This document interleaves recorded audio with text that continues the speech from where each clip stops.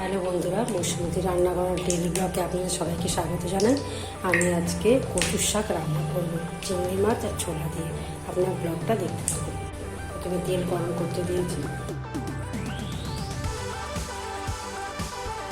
চিংড়ি মাছগুলো করেছি। চিংড়ি মাছগুলো দেওয়ার করেছি শুধু লঙ্কা আর জিরে কমে দিলাম।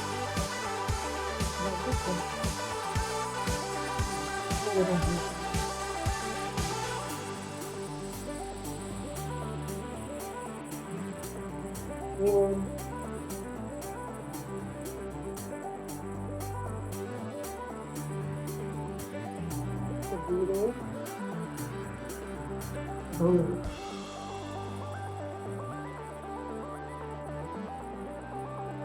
লঙ্কা দেবো, রসুনটা আলুটা দিয়ে দিয়ে দেবো। এবার একটু মতো গরম করতে নেবো।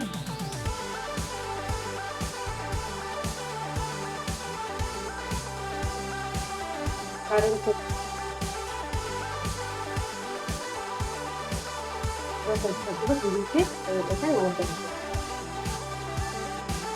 জলটা করতে করতে জলটা ফুটিয়ে যাবে।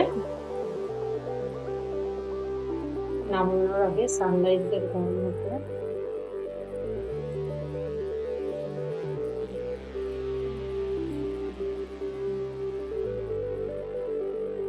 রেখে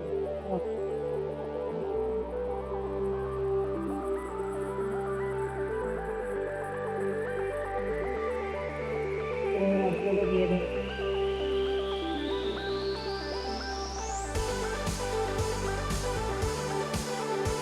বন্ধুরা, আমার চিংড়ি মাছ দিয়ে কচুর শাক রেডি হয়ে গেছে।